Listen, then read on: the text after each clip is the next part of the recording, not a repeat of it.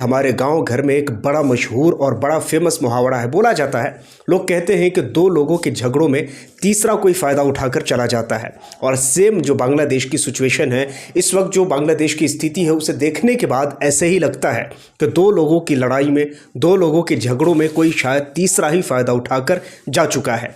बांग्लादेश का चुनाव संपूर्ण रूप से ख़त्म हो चुका है। अब सवाल ये पैदा होता है कि इस टाइम में बीएनपी ने वो इस वक्त छक्का मारा है जिसका हिसाब और किताब और जिसका अनुमान शायद बांग्लादेश के वो जेनजीज जिन्होंने बांग्लादेश को बचाने का प्रोटेस्ट कर रहे थे, वो लोग जो बांग्लादेश को पूरी तरह से अस्थायी रूप से मजबूत करने की बात कर रहे थे, वो लोग खैर इस वक्त वो सोच भी नहीं सकते होंगे कि बीएनपी इतनी बड़ी जीत हासिल करके और बांग्लादेश की सरकार में आ जाएंगे।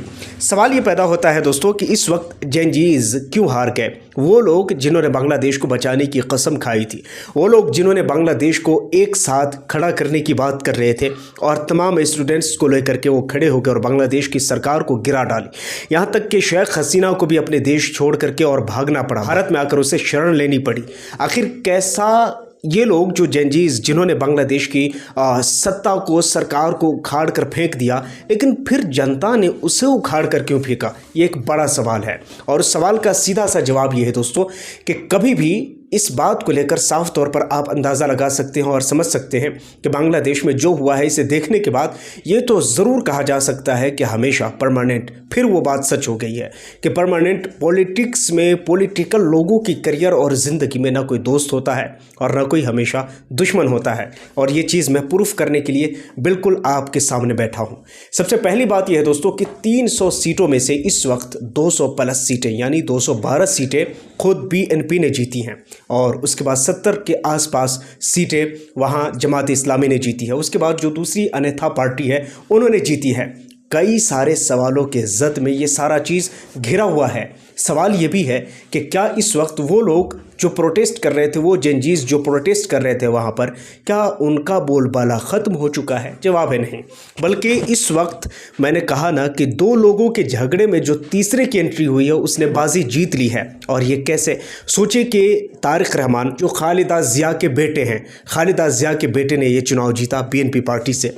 अब खालिदा ज़िया के बेटे ने इतनी बड़ी मार्जिन से चुनाव जीता है, तारिक रहमान ने कभी सोचा भी नहीं होगा किसी ने। हालांकि मैंने इससे पहले वाली वीडियो में मैंने बताया है कि तारिक रहमान की सोच, उसकी थिंक कैसी है और किस तरह की थिंक का वो आदमी है, भारत के प्रति, पाकिस्तान के प्रति उसकी थिंक और उसकी सोच कैसी है। लेकिन इस टाइम में बड़ी बहुमत के साथ उसने चुनाव जीत लिया है। खैर ये चीज़ बताता है कि पॉलिटिकल लोगों की ज़िंदगी में परमानेंट अन्यथा कोई दुश्मन या दोस्त नहीं होता है। खैर बाहर से आने के बाद, जो कि 17 या 18 साल के बाद तारिक रहमान बांग्लादेश लौटे, और सोचिए इतनी कम मुद्दत में, इतनी कम समय में उसने कौन सी गेम को पलटा है और वो कौन से गेम को खेला है जिसकी वजह से बीएनपी पार्टी की तरफ से तारिक रहमान जीत कर आ गए हैं।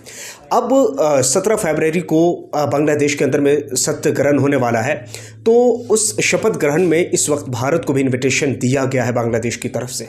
और भारत की तरफ से प्रधानमंत्री को इनविटेशन दिया गया था, लेकिन प्रधानमंत्री शायद किसी कारणवश नहीं जा सके।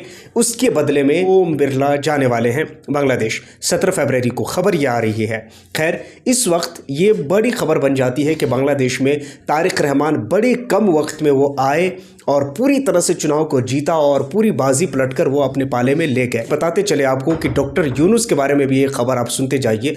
मोहम्मद यूनुस जो कि इस वक्त तो प्रधानमंत्री की कुर्सी पर बैठे थे, लेकिन खबर ये आ रही है कि वो राष्ट्रपति का वो शपथ बहुत जल्द लेने वाले हैं। दोस्तों एक और खबर जो कि शॉकिंग कर देने वाली है, और वो खबर ये है दोस्तों कि इस टाइम में अमेरिका के अधिकारी की तरफ से जो बात कही गई है, मैं सबसे पहले आपके मोबाइल स्क्रीन पर वो खबर मैं लगा दूंगा। कहा जाता है कि भारत वही करेगा जो हम चाहते हैं। क्यों भाई?